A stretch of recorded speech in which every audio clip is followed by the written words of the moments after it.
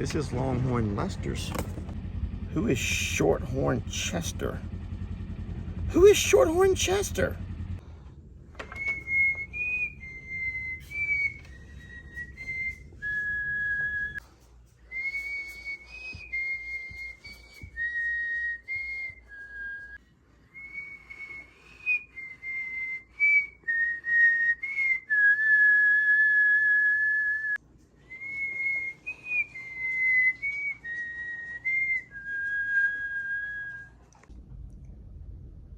How many longhorn carcasses must a man put scattered all around his home? Or how many of those little metal figurines must a fella put on the mantle above the fireplace? How big must the letters be, either across the driveway or here on my living room wall? How many hats does one have to give away? How many shirts before an old boy can learn that my name is Longhorn Lester's?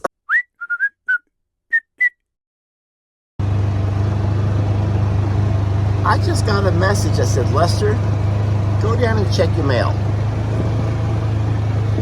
Okay. Anytime that Jason Smith over at Cog Hill Farm sends you that kind of a message, you know it's going to be something good. Could you go any slower? Could you go any slower? Seriously.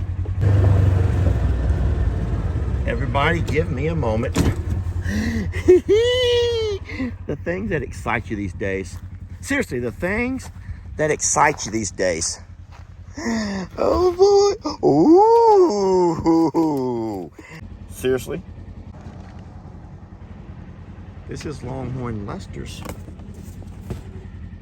Who is Shorthorn Chester? Dear Shorthorn Chester, Jason asked that I hook you up with some Cog Hill coffee. After careful consideration, I began to realize that you might have an unhealthy addiction beginning. Your ration is going to be the 2 smaller bags, and the rest is for your wife because she's cooler than you. Ryan, the roaster.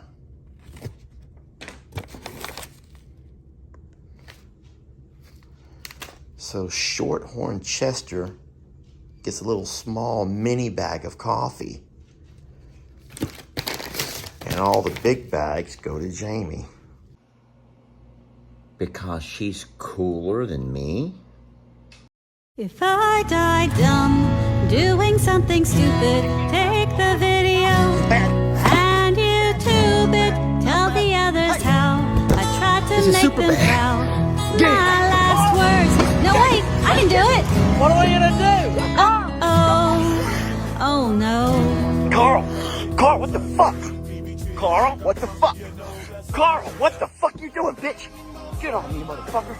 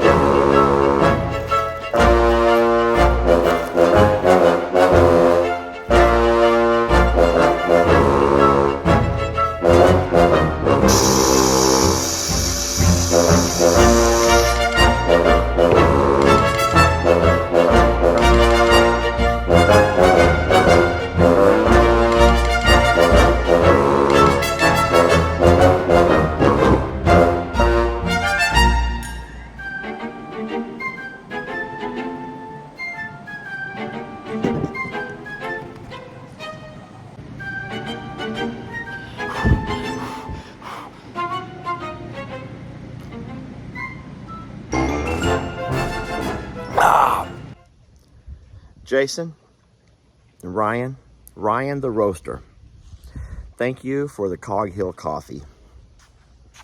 I will say that it takes a special brew to get me up and going.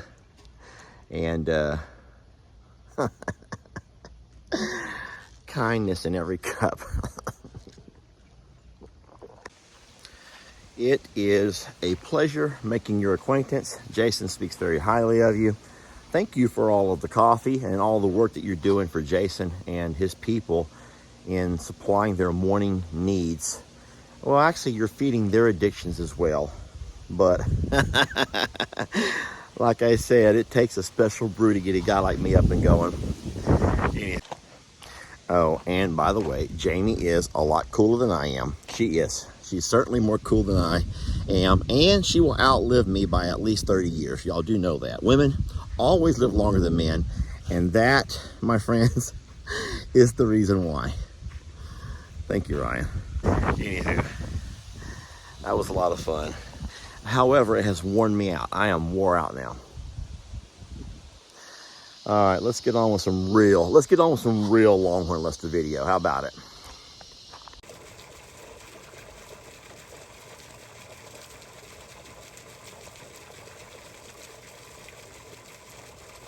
Wanda is so smart. She knows she could walk around the pond. But why would she want to do that when she can come right across the middle? Not only will she be able to get herself a little drink from the cool water, but she'll also cool herself off a little bit. And she's such a great leader that now all the other birds are going to follow her lead. All down to the edge of the pond.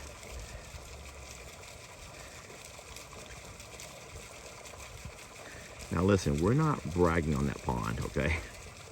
There's nothing to brag about when we talk about our pond. There will be, listen to me, I'm not making this up. Someday there will be a magnificent pond here. It's going to be majestic. It's going to be the centerpiece of this entire property. There's going to be a windmill right up on this hill, and it's going to aerate that water. Man, it's going to be stocked full of fish. It's going to be something to behold.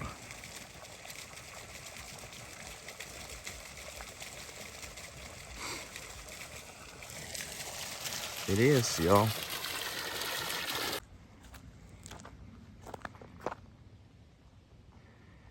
Not real sure why, but for some reason, Tina is being excluded from the other group of big birds.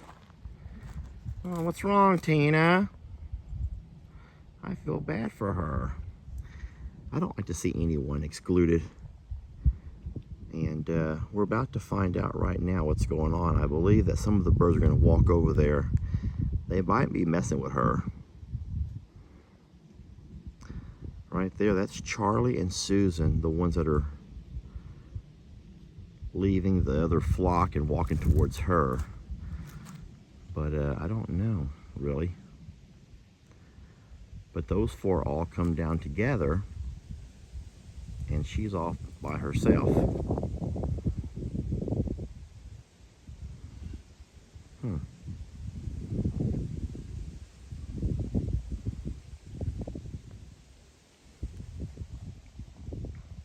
Guys, there's fresh water over here.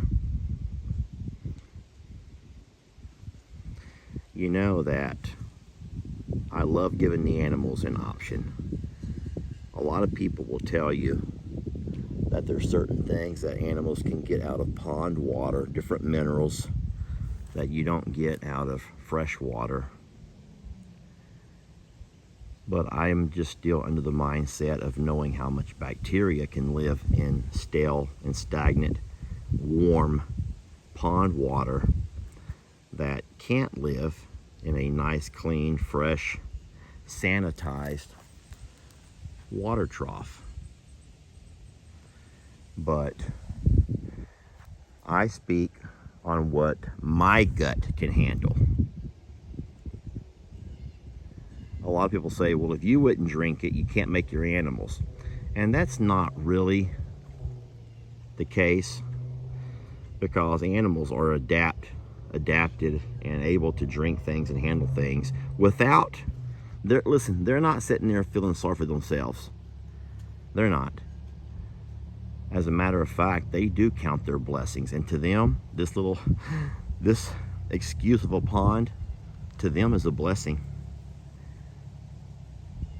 It is. And this is kind of the human in us. We're sitting here and I'm thinking, oh, poor babies, you know, how sad that this is the great Longhorn Lesters and this is all we got for a pond. And here we are at the great Longhorn Lesters and I can't grow any grass. And here we are at the great Longhorn Lesters and I can just go on and on and on about things that I wish were different. But ultimately, I believe that your animals are just happy to be safe. I do. I really think that they're just very happy that they're safe. All of their needs are being met. They are. All of their needs are being met. So, we have come to the end of another long and hot summer day. However, we are not at the end of this video yet. For anyone who is new-ish to the page, you may have never seen the one time that I made a huge mistake, such a stupid human error, and was not able to read Carl's body language. That's my male ostrich, and he got after me. It was the closest I'd ever come to death that I know of, and most of that experience is recorded on video. Let me give you a little bit of a backdrop, and then I'll show you the actual video. I was putting out some Amdro, some ant killer, across the yard, and I was using my spreader, my little seed spreader, to do so. And Carl and his family were out and about. At that point, we had good green grass, and I let them get out to graze every day. But the noise of that spreader, click, click, click, click, click, click, I guess annoyed him or scared him enough to where he felt like he had to defend his family.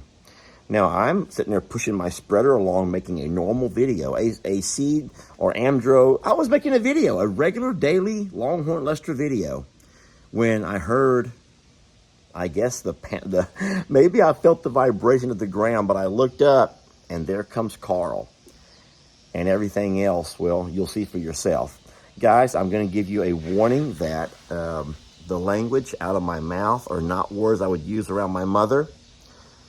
So you have to forgive me. I'm telling you ahead of time. If you can't handle Lester, a slip of the tongue from Lester, then you might want to go ahead and just not watch the rest of the video. But it was a scary moment.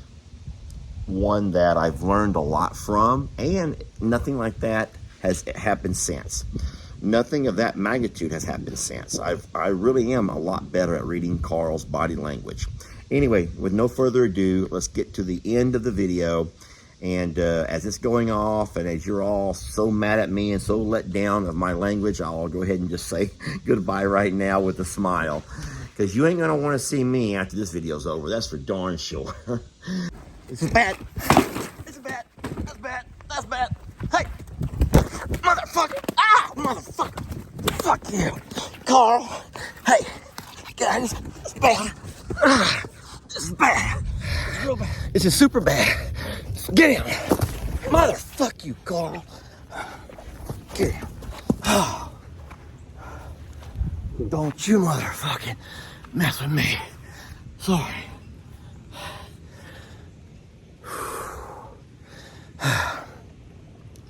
Yeah.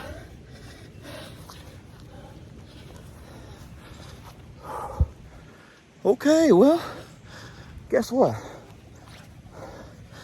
I guess it's that time of year. I guess that time of year is back on us. Sorry about that, y'all. I'm glad I was wearing clean underwear.